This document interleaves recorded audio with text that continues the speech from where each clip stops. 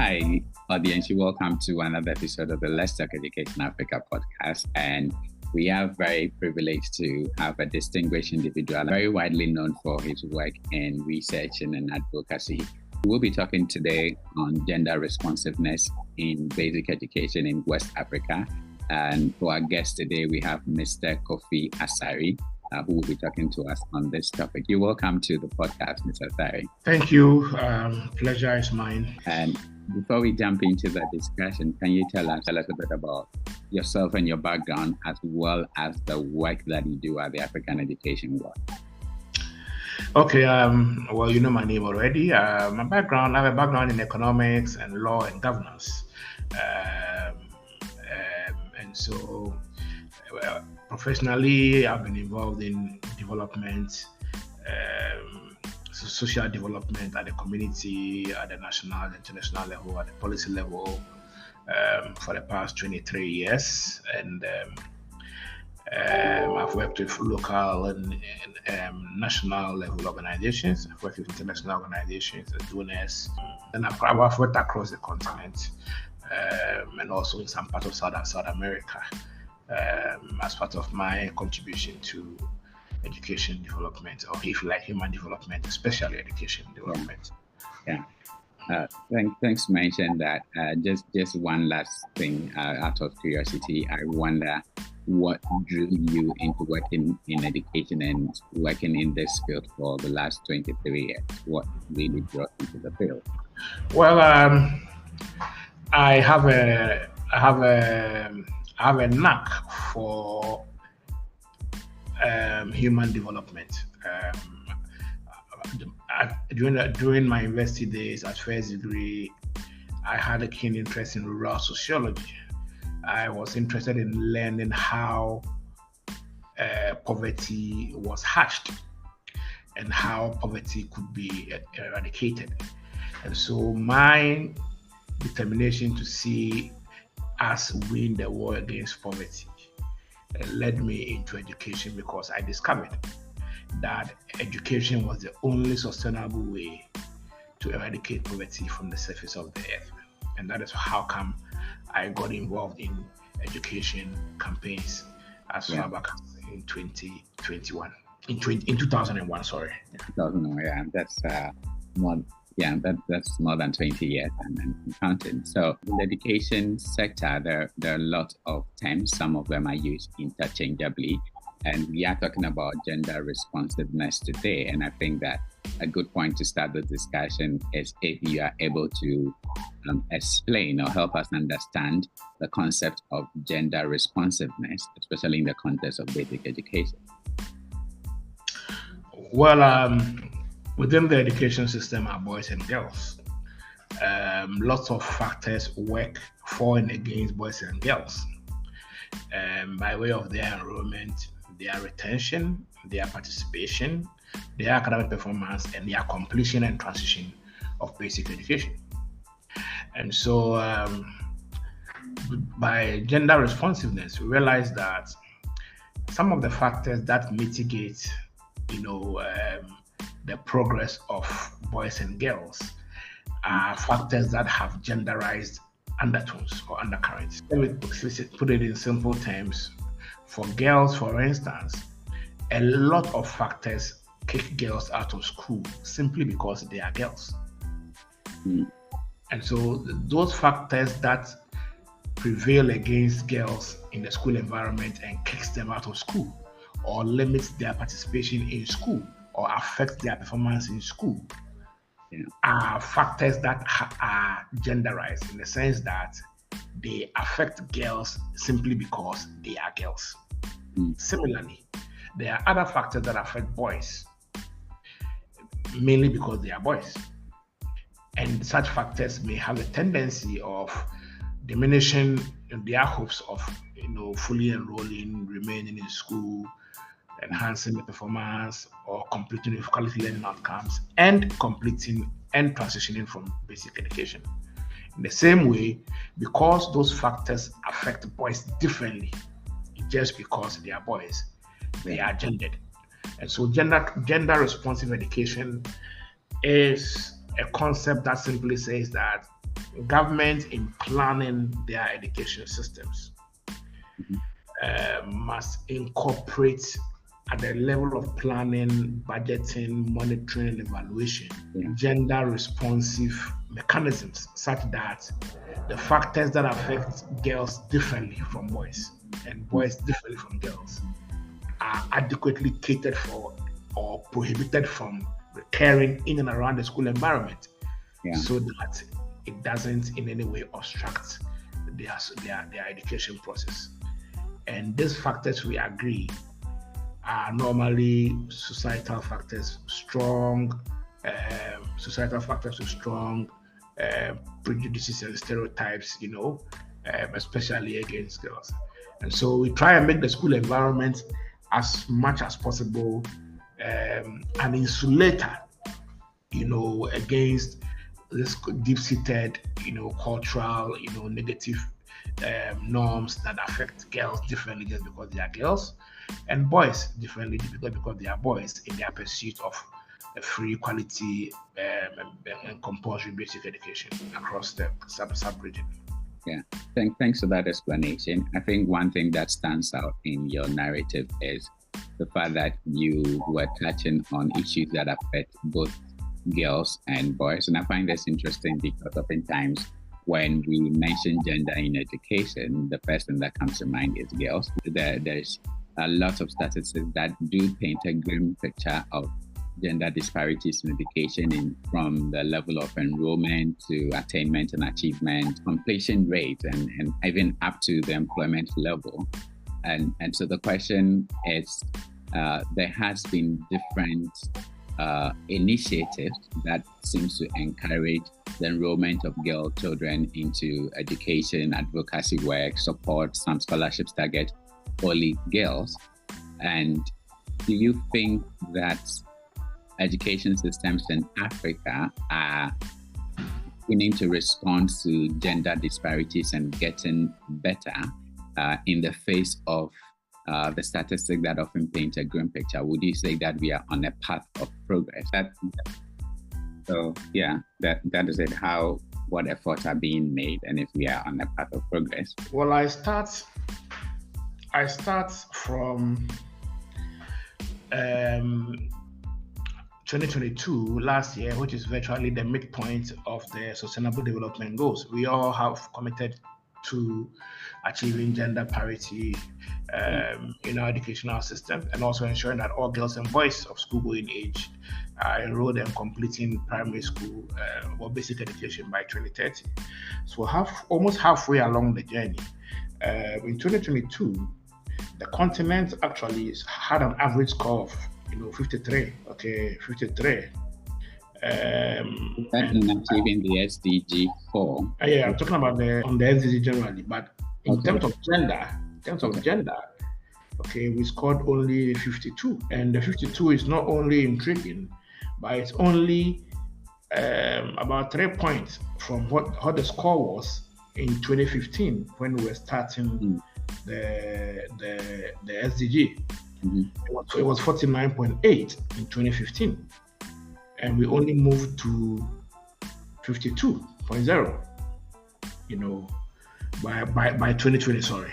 And so you realize that the pace at which we are moving is very, very slow. And it is for no reason that across the continent, only 19 countries have achieved gender parity at the primary level, consistent with SDG Goal 5 and Goal 4. Goal 5 talks about gender parity, in education, just as Goal 4 talks about, access to basic education. So gender in education. Only 19 out of about 52 countries or so. Of course, Ghana is one of the countries, but within the West African sub-region, which is our focus, it's only Ghana, Mauritius, Sierra Leone, I think Burkina Faso, that were able to attain gender parity, that have been able to achieve gender parity as we speak. And so it's quite worrying because about 10 West African countries, or 9, have not been able to achieve gender parity. Now, this is obviously a testament that West Africa's basic education systems are not gender responsive, or are not sufficiently gender responsive. But let me take you beyond the point of gender parity. You see, gender parity is only the starting point of the race. It is just 1/10. Now, this is the big issue, and the reason why I will say West African countries have not sufficiently incorporated systems that addresses issues relating to gender equity, gender inequality in our basic education system. Even if you are achieving gender parity, and there are 4 countries or so achieving gender parity in West Africa, we still have a high level of school dropouts. So even if the number or the proportion of boys to girls completing school is the same, which is gender parity, okay, what does it mean? It means that the proportion of boys to girls, assuming there are 50 boys and 50 girls in school, it means that all of them are the same, they are completing at the same proportion. So it means 40 or 35 or 50, all of them are completing. It doesn't mean that all of those who enrolled in primary 1 are completing. No, it means the proportion of boys completing school to girls is the same. Okay? Now, what it means is that if you have a situation where there's a high dropout rate in your educational system, you will still be recording gender parity. But the reality is that more and more people will be dropping out. And for us, gender parity is not an adequate measure of gender responsiveness, because you can still have high level of drop rates. Gambia is one of the countries with the highest level of drop rate. Now, let me just use Ghana. So Ghana is a classic example of a gender parity country where we have about 35% of students who enter primary school not completing junior high school. 35%. The current BEC which we just wrote. Now, when this batch entered kindergarten 1 in 2012-2013 academic year, they were 900,000. But just 2 weeks ago or so, when we were writing the BEC, the number had reduced to 600,000. About a third of the number that enrolled 11 years ago could not make it to the end of basic education. So even though we are achieving gender parity, how we call cohort survival, which is the percentage of those who enroll at the beginning of basic education that end up completing basic education, is somewhere around 65%. So if you have a high, it means that about 35% of the cohorts are dropping out. That is why gender responsiveness is the watchword. Because yes, we are achieving gender parity, but the reality is that about a third of those who started basic school are not or could not complete basic school because they are dropping out. And this has been a trend for some time now. If you go to Nigeria, situation is a bit different because, Nigeria's the disconnect between junior high school and primary school is not as diverse in Ghana as in Nigeria. About 25% of Nigerians are not completing primary school. If you go to Gambia, about 25% are not completing primary school. And so if you look at the dropout rate, even though you achieve parity, it is not enough because too many girls and boys are dropping out along the line and are not completing basic education. Yeah, I mean, that's interesting. Staying with that for a bit, is there an indication that more girls than boys drop out of school in a way that affects the survival rate? Generally across the continent, generally across the sub-region, yes. Generally, yes. In Nigeria, for instance, if you look at the number of girls out of school, about 60% of the 10 million girls who are not in primary school, about 60% of the 10 million children who are not in primary school are girls. So there are more out of school girls than boys in Nigeria. And in many of the countries, averaging for the sub-region, that's the situation. There are about 25% of children who are supposed to be in primary school who are not in primary school. Out of the 25%, majority are girls. But in Ghana, it's different. In Ghana, we have more girls. As I indicated to you, in the recent BEC that was held, there were about 68 more girls than boys. Even though when they started the basic education journey, there were 6,000 more boys than girls.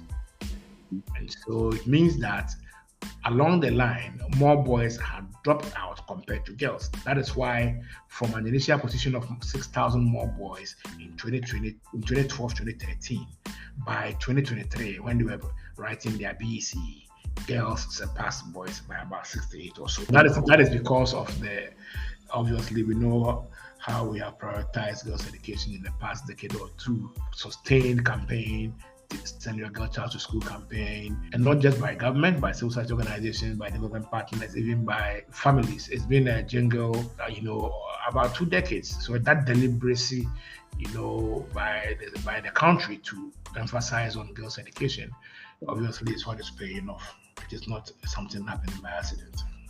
That is an interesting and insightful analysis.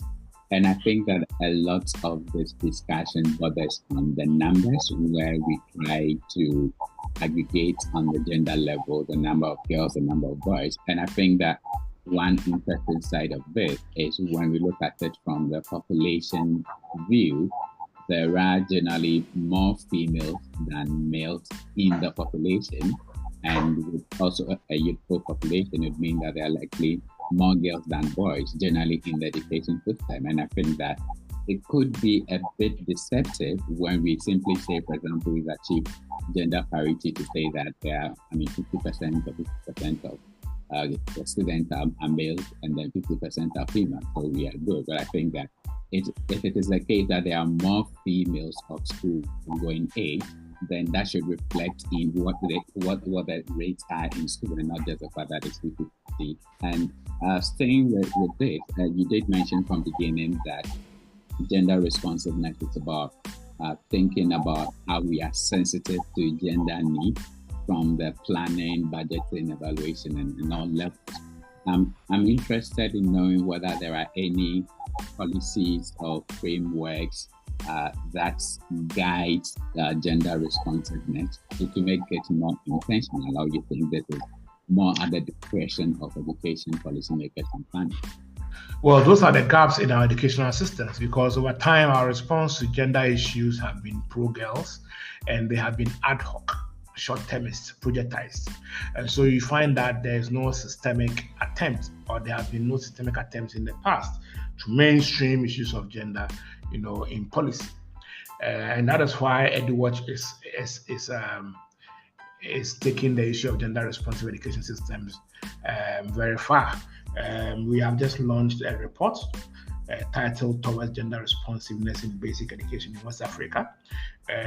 From next week, 2 weeks from now, we'll be having discussions with ECOWAS in Gambia on this policy brief. We'll be engaging all West African countries with the aim of influencing governments to mainstream gender responsive mechanisms within their education system. As I said, from the policy level through budgeting to monetary evaluation. Now, yes, you asked me, are there any? There are guidelines. We have actually developed guidelines based on initial guidelines that were issued by UNESCO and I think the Global Partnership for Education. We have selected a couple of guidelines that we think are very, very, very relevant if when addressed, to resolve the issue of gender disparities, gender inequalities. One of it is that by ensuring that the high numbers of out-of-school children are reduced. Yeah. Which means that government will have to simply put in place measures to enhance equitable access to quality basic education. In Ghana, for instance, about 1 million children aged between 4 and 17 are not in school.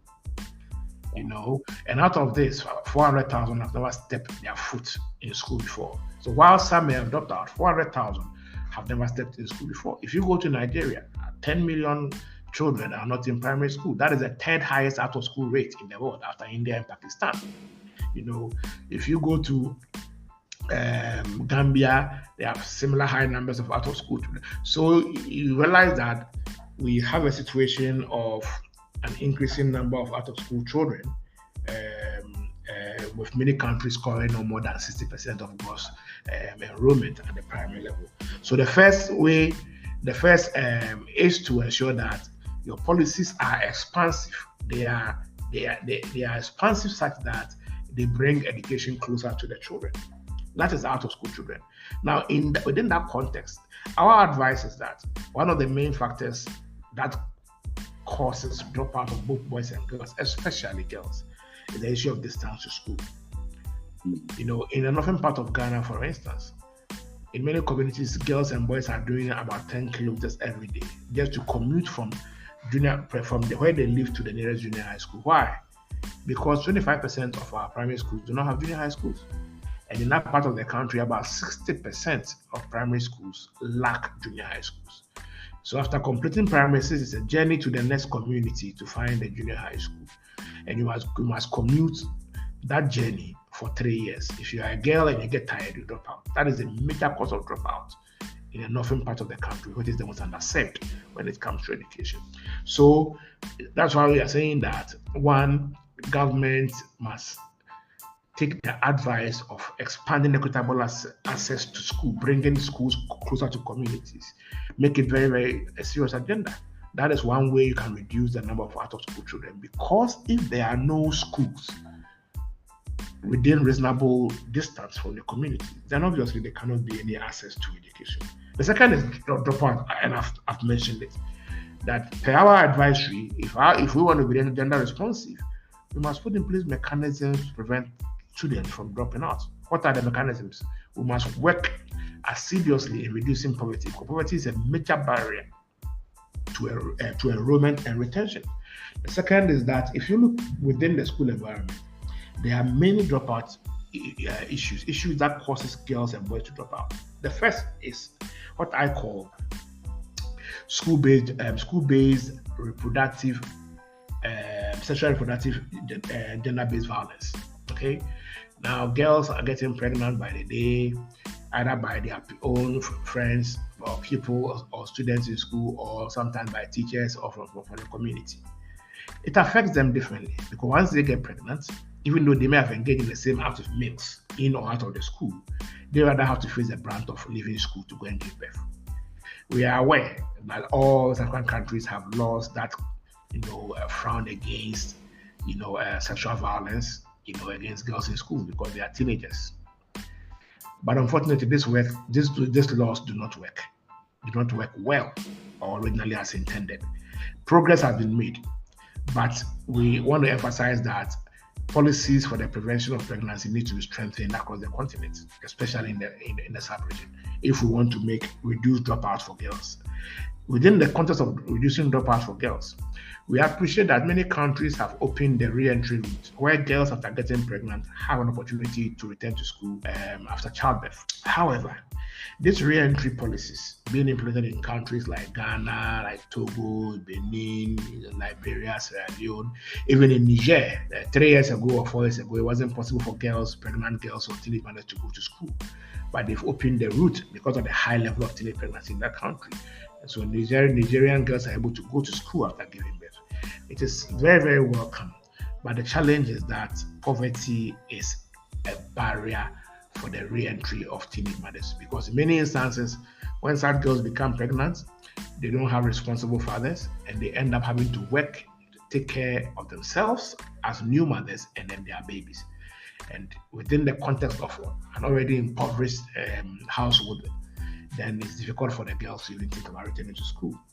And so government must work first towards strengthening efforts to prevent pregnancy from happening. And secondly, when they do occur, they must focus more on providing support that poor girls would need to return to school after getting pregnant or giving birth.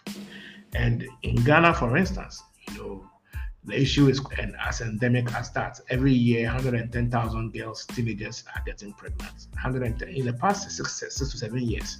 The average has been 110,000 a year, and this 110,000 a year are supposed to be in school, either basic school or secondary school.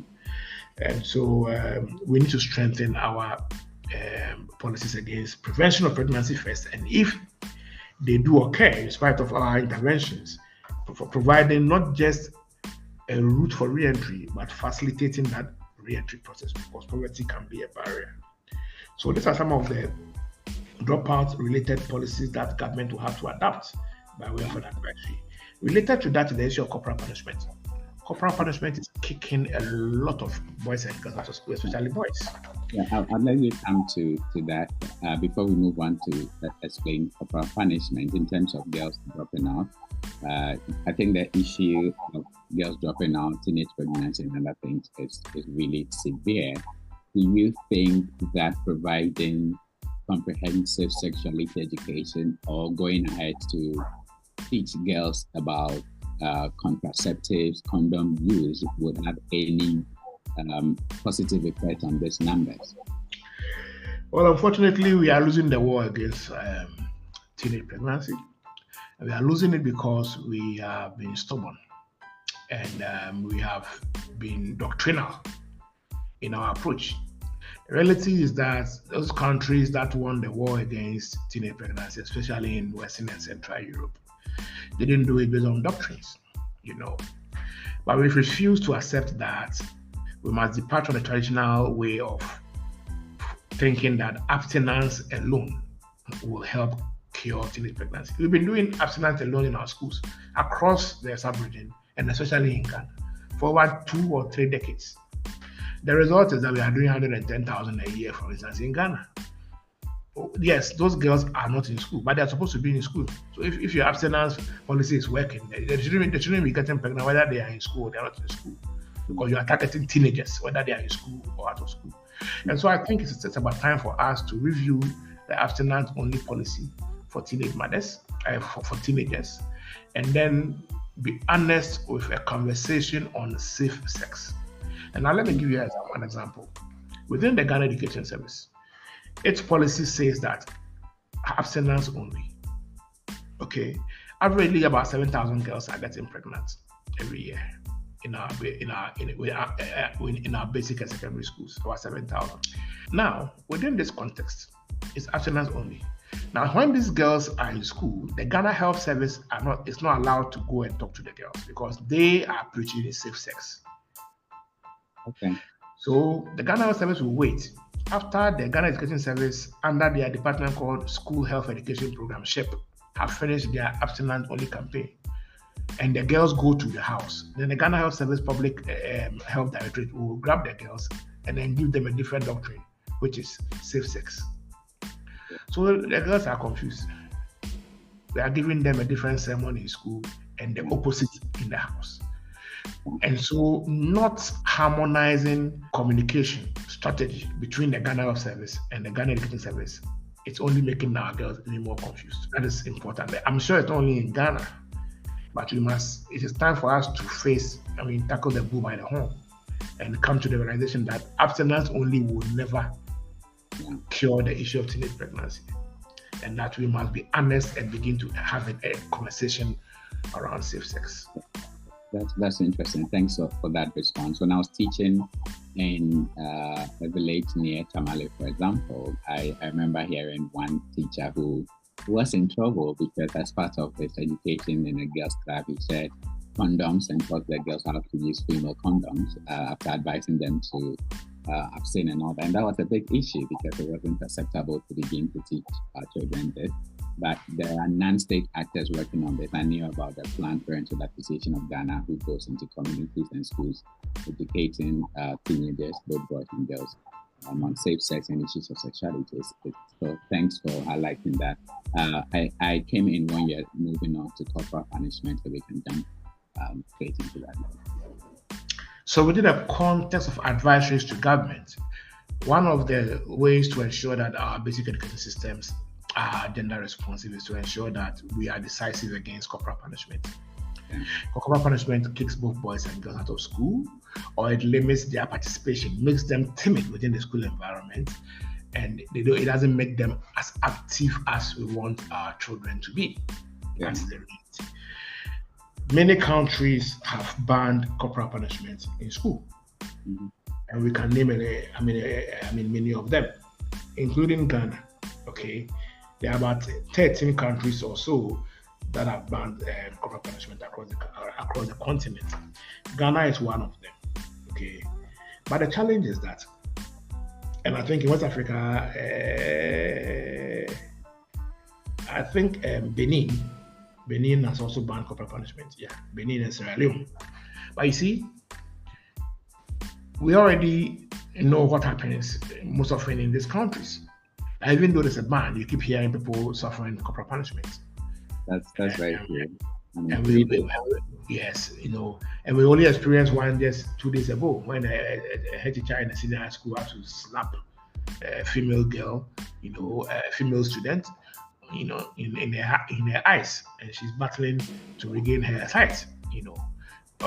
Thank God the assistant teacher has been interdicted. But you see, the issue is this. There is a global campaign against corporal punishment. The campaign believes that corporal punishment is against the right to dignity of children, and it's also against the right to education because it doesn't allow girls and boys to freely access their right to education. Okay, so again, it also amounts to a degrading treatment or punishment, contrary to SDG 16, which amounts to exploitation or abuse or violence against children, or violence, and knowing very well that children have the right to be free from all forms of torture and abuse. So we look at corporal punishment within two contexts: how it infringes on the dignity of children, and how it denies their full enjoyance, participation, access in education.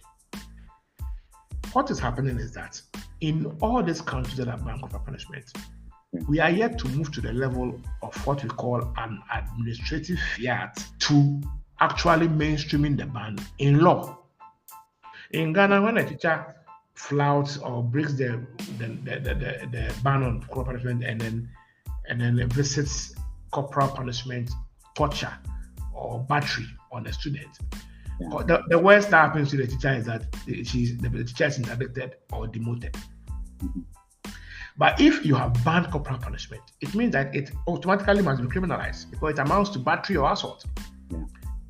But if we continue to have it in our books as a practice in schools being regulated, then if excesses occur, it will be treated as an administrative blunder, and the worst will be an administrative sanction and not a criminal sanction. And so what the campaign globally is advocating is that countries that have taken the first step of banning corporal punishment in school through administrative fiats, yes, have taken a good step, but it is time for these countries to mainstream the ban into law and criminalize sin. That is the best way to make the ban effective, so that government can prosecute those who break that ban, in court. I think that is the way to go. But most importantly, I need to emphasize that banning corporal punishment should come with an alternative punishment which serves the purpose of deterrence and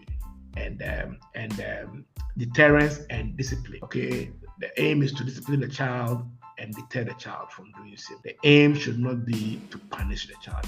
And so the alternative punishment that will replace corporal punishment is also as critical as the ban itself, so that we don't compromise on discipline. That is the concept of positive discipline, and the audience who are very interested in issues of corporal punishment, we did have an episode on corporal punishment and positive discipline in African schools, and that was episode 8 with Robin Homo. You can check that out as well if you're interested in hearing more. So, we can go on from there. And the next question is, in terms of gender responsiveness, at the school level, we have what we call the hidden curriculum, which is, not written, but these are the unwritten codes and lessons that often reinforce gender norms. And up to today, there are lots of public schools where the position of the school prefect is for the male, and then girls would have to vie for girls prefect, such that it is assumed that a girl cannot be the school prefect. It has to be the boys, and then a girl can only be the girls prefect. Beyond that, in the informal interactions that happen in the school, you realize that a girl is the office girl, supposed to take charge of the cleaning, buying food for teachers, arranging stuff. And so it feels as though even at the school level, girls and boys are socialized differently when there is any task that involves some labor. Okay, it's the boys who have the energy to do that. If anything relating to cleaning, caretaking, it comes to girls. Given that this has been embedded so much that it's a practice that is ongoing, how do you think teachers and administrators can dismantle this hidden curriculum to foster more equitable education and experience, especially when people do not see this as problematic? Well, so in our advisory, this falls within the gender equality in school leadership, and then also gender responsive school management and pedagogy. Yes, indeed. I mentioned that this gender, there are gender undercurrents to all these perceptions, and then these behaviors. Yeah. They are informed by strong negative norms, perceptions, prejudices, from the society level, where girls are seen to be inferior compared to boys, and that girls are seen to rather be people who support the boys, and that boys rather should lead. In a study of girls' participation in basic education conducted by Eduwatch earlier this year, out of 10 schools that were visited, only one school had a girls' prefect. All the rest were boys, even though girls were more than boys in all the schools. You realize that in the absence of teachers, it was difficult for girls to play leadership roles in school. In the absence of female teachers, I mean. And so there's a correlation between the availability of female teachers and then the willingness, or not willingness, but then girls' participation in school leadership. The challenge is that for many of the deprived districts where this research was conducted, especially in the Toulon area, there were no female teachers. In 9 out of the 10 schools, there wasn't even a single teacher who was a female. And so obviously it will affect the enthusiasm of girls, to participate in leadership. Having said so, the other cause is that our teachers are facilitators of leadership. They are the ones who, more or less, they virtually distribute leadership positions, quote unquote, in the school. You understand? They are the managers of the democracy in the school. So they have a key role in equipping up the enthusiasm and the interest of girls and boys to participate in certain leadership roles. So the teacher obviously will be the best person in the school, unfortunately, to determine that a girl should be an office assistant, or a girl should play a role that is more pro sanitation, because the girl is seen in the household as the best person to clean and then tidy an environment. And then the boys rather should be the school prefects. Now, the issue is that these teachers do not have a better appreciation of how these perceptions, how these decisions are informed by gender biases. And they do not appreciate also the implications of such decisions on girls' education. They do not. On girls' participation in leadership, they do not. On the quality of learning outcomes, on girls' retention, they do not. And so we, in our advisory, are engaging West African governments to make their pedagogies, to make their system for training teachers sufficiently gender responsive. In Ghana, for instance, our colleges of education have 2 programs in gender for students who go to college of education, who want to become teachers. But unfortunately, these 2 programs are all optional. They are not compulsory.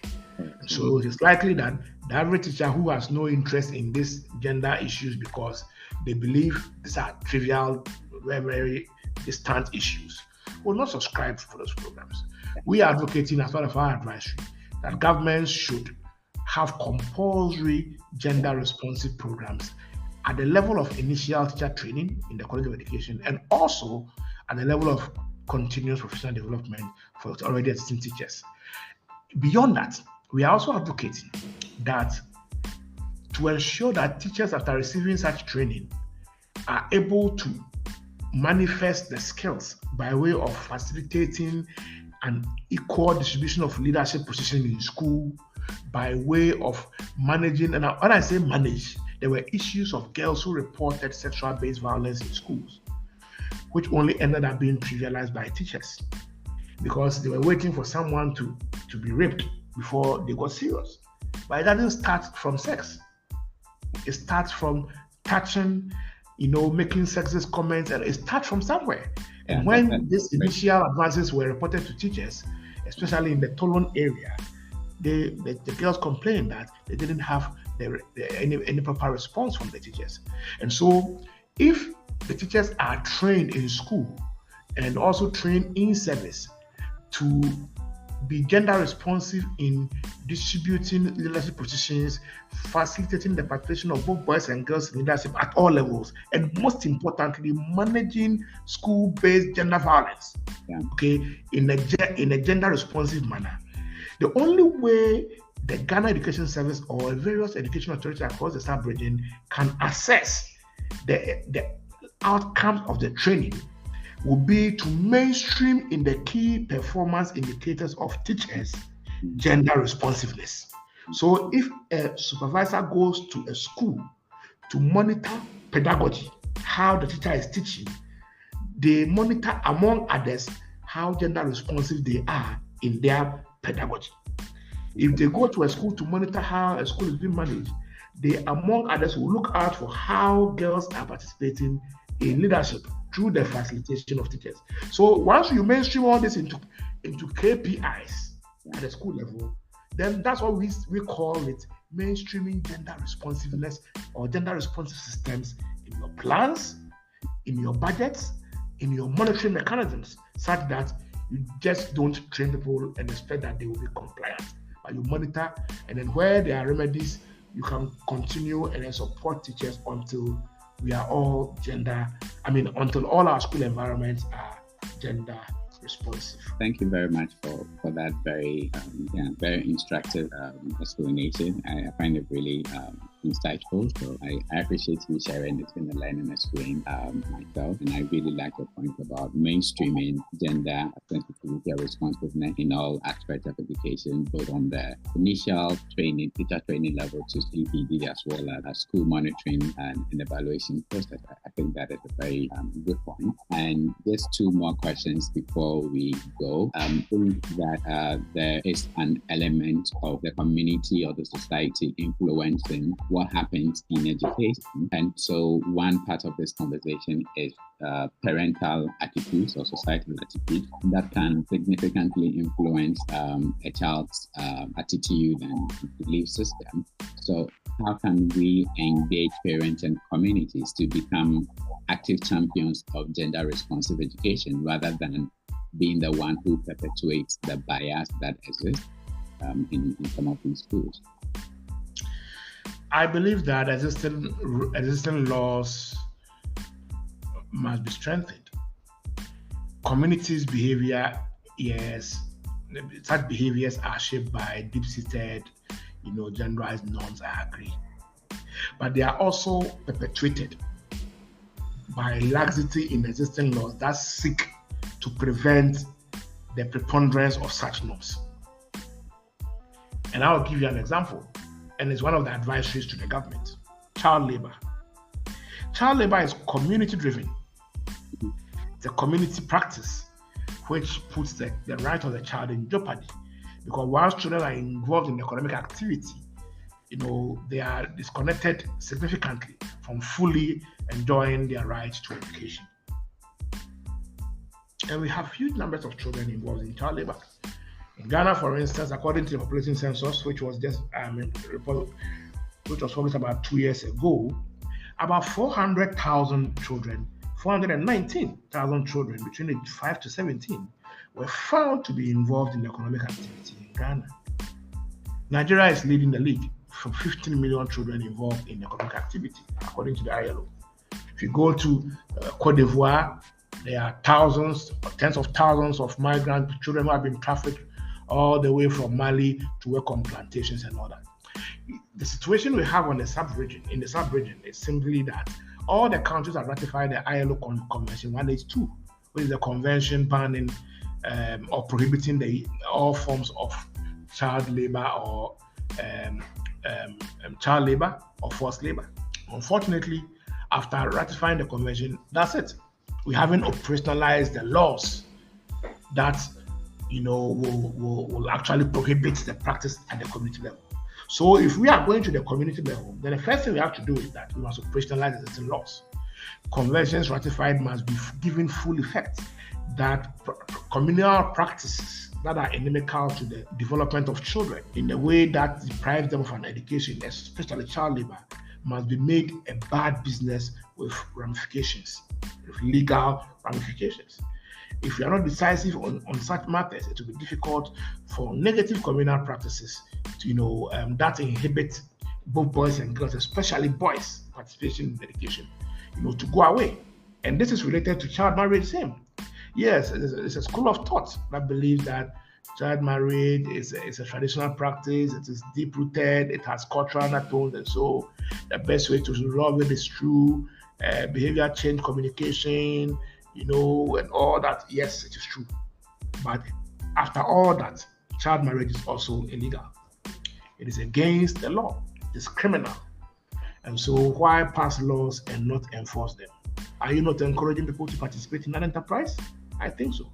So existing laws that seek to criminalize or that criminalizes child marriage must be enforced. That is when girls who are smuggled into marriage and on account of that do not have an opportunity to come to school will be free to enjoy their education. So that's how I see the policy intervention, the policy angle of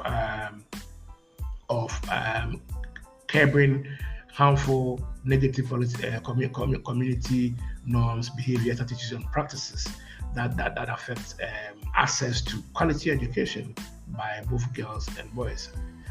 But having said that, let me conclude by saying that teachers have a key role to play.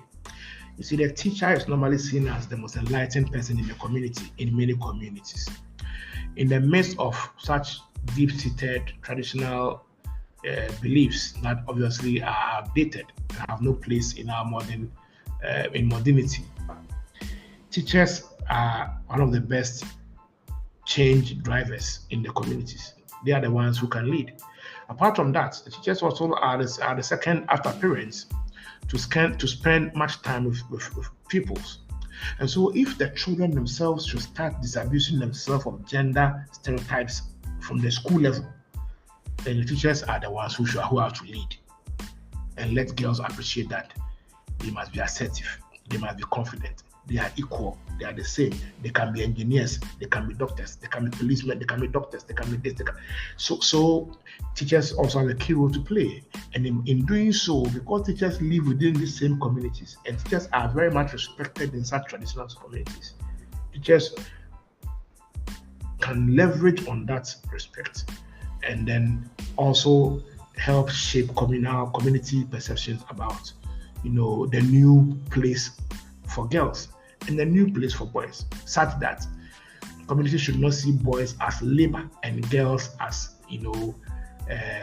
as managers of the household, but then see both people, both boys and girls, as investments for the future. Thanks a lot for mentioning that. I think the role of teachers is important, and this relates to the previous point you made about the fact that the existence of female teachers that help to bring some gender sensitivity and school practices, including girls in school leadership.